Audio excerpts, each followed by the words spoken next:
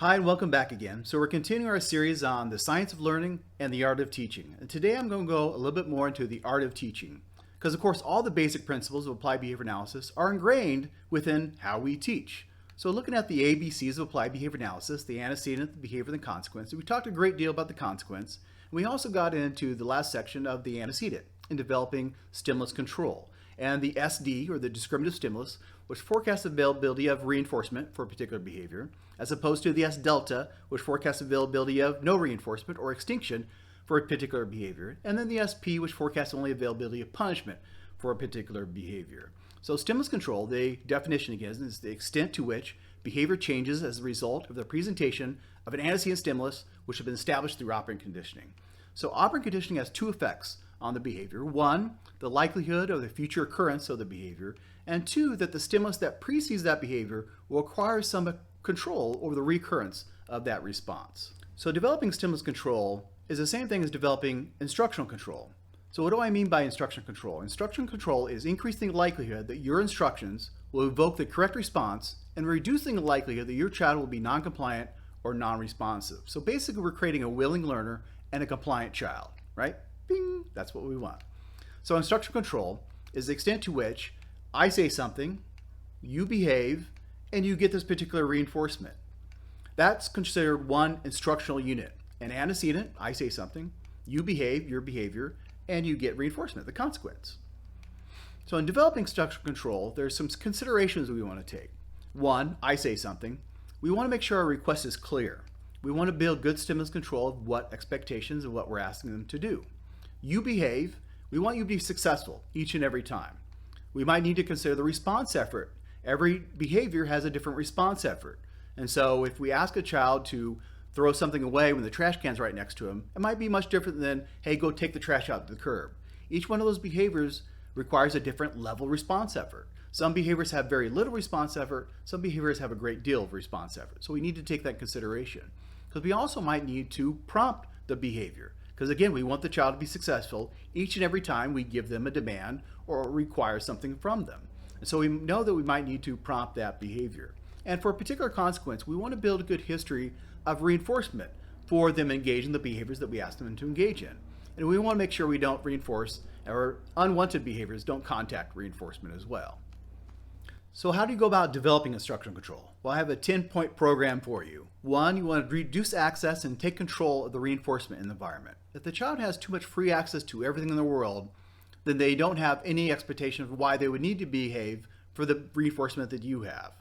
They have too many freebies in the world. You need to start to take control of that reinforcement and expect certain behaviors contingent on the access to that reinforcement. Two, you want to pair yourself with being the delivery of that reinforcement. You want them to see you as how they get the reinforcement for engaging in particular behaviors that you ask them to engage in. Three, you want to use simple and clear instructions. Again, don't use too much language, especially for children that are language delayed. Use simple and clear instructions of what behavior you want them to engage in. Four, show that following your instructions has benefits. It's not always has to be, you have to do this because I said so. You want to consider what's the motivation for them to engage in that particular behavior and give them greater motivation for engaging in the behaviors that you ask them to engage in.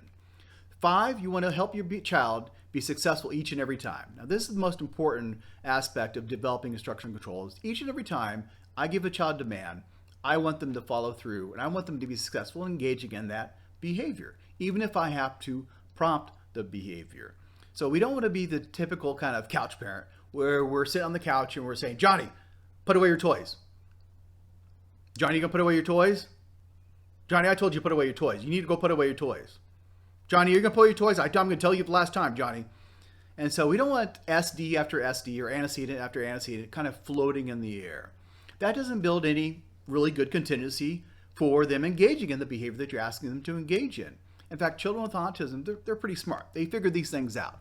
They know if dad's sitting on the couch and I'm over in the other side of the room playing with my toys and he asks me to play with my toys, there's no history of why I need to behave in any fluent kind of fashion to start putting away my toys. So if you ask your child to engage in a demand, if you ask them once, if you have to ask them a second time, you're helping them to be successful in putting away the toys or engaging in whatever behavior you ask them to engage in. So don't let instructions just float in the air. Number 7, Build a good history of reinforcement for compliance. So make sure you're giving a lot of reinforcement when your child's compliant. A lot of social reinforcement, a lot of backup reinforcement, wherever is appropriate for your child. And 8, we want to start with a great deal of simple and easy instructions. In fact, this is what we do quite a bit, is throughout the day, we want to give a lot of easy demands for them to engage in. Here, give me a high five. Hey, go put the spoon in the sink. Hey, put the pillow on the bed. Hey, turn the light off. Hey, go give mom a hug. Easy, simple instructions that we can give throughout the day, and each one I give is one more notch in my belt. I ask them to engage in this behavior, they engage that behavior, and they got reinforced for it.